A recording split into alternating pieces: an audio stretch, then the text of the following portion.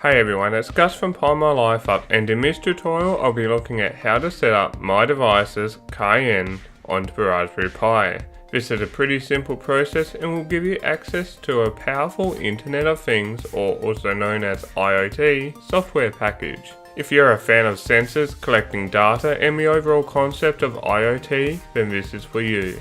There are quite a few features and things you're able to do with this software, but to keep things relatively simple and straightforward, I'll just touch on the basics. I'll be looking at doing further projects using this software in the near future. One thing that you might like, especially if you're a beginner, is that you don't need to do any coding to get a project up and running. All you need to do is connect the sensors up correctly. Once done, you can create triggers, events, monitoring widgets, and much more in Cayenne itself. The process of installing Cayenne onto the Raspberry Pi is pretty simple and shouldn't take you too long to get it up and running. You will need to make sure you have Raspbian installed on your Pi. If you're unsure how to do this, then be sure to check out my video on setting up Raspbian. So firstly, head over to PiMyLifeUp.com and find the tutorial on getting started with Cayenne. And find the link to my device's Cayenne. Click on the link and it will take you to the sign up page. Enter the relevant information and then click Next. Once you're signed up, all you need to do now is register and connect your Pi up to the account you just created. To do this, simply copy the two lines shown after you sign up. You'll need to SSH to your Pi and enter these into the terminal. These files are unique for every install, so it's best not to copy them from anyone else, otherwise the Pi will be hooked to their account. Alternatively, you can download the app and it will be able to automatically locate and install Cayenne onto your Pi. Once you have started the installation process, it will take a few minutes to install onto your Pi. This will vary depending on how fast your internet connection and the type of Pi you're installing it onto. Your web browser or app should automatically update with information on the installation process. Once installed, the dashboard will display and should look something like this. So now that is all done, I'm going to set up a temperature sensor. The sensor that I use is called the DS18B20 and is the same sensor I did a tutorial on not that long ago. Now if you remember, the process of setting this up was a little more in depth, but Cayenne makes it super simple. All you need to do is set up the circuit and have it connected to the Pi. If you need the full tutorial on how to connect it up, be sure to check out my Raspberry Pi DS18B20 tutorial. You will only need to watch the circuit setup part, which is pretty straightforward. Now when I set this sensor up, it was automatically detected and added to my dashboard, as you can see here. This is pretty cool. However, if you found that yours didn't add automatically, then you will need to add it manually, or you can try restarting the Pi. To add it manually, simply do the following.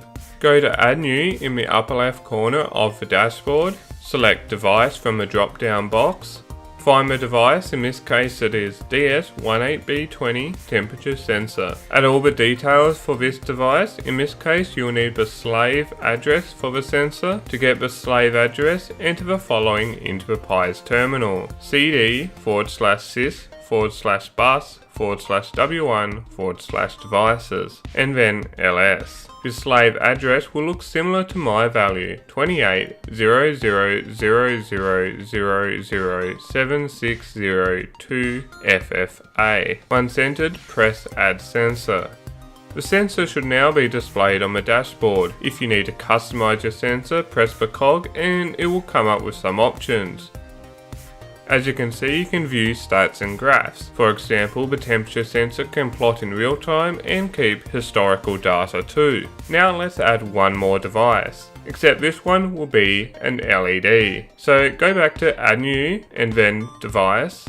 In here, search for Digital Output and select it. Now select your Pi, the widget type, which is button, an icon, which I will select as light, and then integrated GPIO. And finally select the channel, which is pin 17. This is the GPIO numbering of the pins. Now select Add Sensor. You can now turn the GPIO pin high and low from the dashboard and also use it in a trigger. Speaking of triggers, now let's move on to that. Triggers in Cayenne are a way to have your Pi react to certain changes on the Pi itself or through a sensor attached to it. This could be something as simple as a temperature exceeding a certain value or your Pi just going offline. As you could imagine, this can be quite powerful in creating smart devices that react to your surroundings or the device's current status. For example, if a room gets too cold, then turn a heater on, or vice versa. The process of adding a trigger is super simple, and I will go through the basics of getting a couple set up now. Go to Add New in the upper left corner of the dashboard. Select Trigger from the drop down box. First name your trigger. I will call mine Too Hot. Now drag and drop your Raspberry Pi from the far left side into the if box. Underneath this, select the temperature sensor and have the checkbox next to temperature above selected. If the device options don't display, then simply refresh the page. Now in the Then box, select notification and add an email or your phone number for a text message. You can also add both. Make sure you tick the checkboxes as well. Now click Save Trigger. It should now be saved and will send you an alert whenever the temperature sensor is over 40 degrees Celsius. You can also drag the Raspberry Pi into the Then box and have it do many things, including controlling output devices. In fact, let's do that now for the LED. So click New Trigger in the upper part of the page. Name this trigger Activate LED. Now drag the Pi into the if box and select the temperature sensor again with 40 degrees above Celsius selected. Now drag the Pi into the Then box, select our digital output and have the checkbox ticked. Now select Save Trigger. Now whenever the temperature sensor connected to the Pi reports a temperature of above 40 degrees Celsius, it will send an email and turn on the LED. You will also need to add another trigger to turn the LED off when it drops back below 40, but I will leave that for another time. So now let's move on to events. Events is somewhat similar to triggers, but they are time dependent rather than relying on a change in a sensor or the device. Setting up an event is pretty easy, and I will quickly go through on how to set up your Pi to restart once a month. Go to Add New in the upper left corner of the dashboard, select Event from the drop down box. You should now see a screen with a calendar and a pop-up called New Event. Enter the details of your event. For example, mine is called Restart Monthly, and this will happen on the 1st of every month at 2 AM. This will just simply restart my Raspberry Pi. Once you have entered everything, simply press Save. You should now be able to see your event on the calendar. Simply click on it if you wish to edit it. As you could imagine, events can be pretty powerful, especially if you need something that is time dependent. I've only just scraped on the surface of events, but as you could imagine, they can be pretty powerful. Now go back to the dashboard by clicking on the Raspberry Pi. The GPIO panel within Raspberry Pi Cayenne allows you to control and alter pins on the Pi. For example, you can turn a pin from being an input to an output and vice versa. You can also turn output pins both low and high. As you can see, it also makes for a great reference sheet if you need to refer back to it and see which pins are the ones you need. You can also see devices that are currently assigned to pins. You're also able to see the current status of a pin, for example, an input or output, or low or high. Now head back to Overview. I have touched on connecting remotely to the Pi twice before.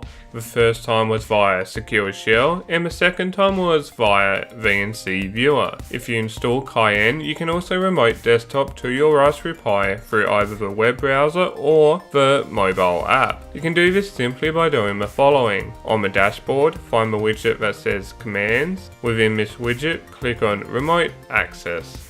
It will now connect to your Pi and open a new window. If a new window doesn't open, your browser most likely blocked it. Simply allow Cayenne My Devices to open new tabs. Once done, you can control your Pi like as if you were there with it. Now you can access this anywhere in the world where you have access to the Cayenne My Devices website. This can be incredibly handy, as you could imagine. Now, Raspberry Pi Cayenne is relatively new, but is already jam-packed full of features. I have read of future integrations with a Pi camera and other devices, which would open up to some pretty cool projects. As I mentioned earlier, I will be looking at doing more with Cayenne in the near future, as home automation is something I've been wanting to cover for quite some time now. I hope you've been able to get my device's Cayenne installed onto your Raspberry Pi without any issues. If you do come across any issues, have feedback or anything else, please feel free to leave a comment below or over at PiMyLifeUp.com. Until next time, have a good one.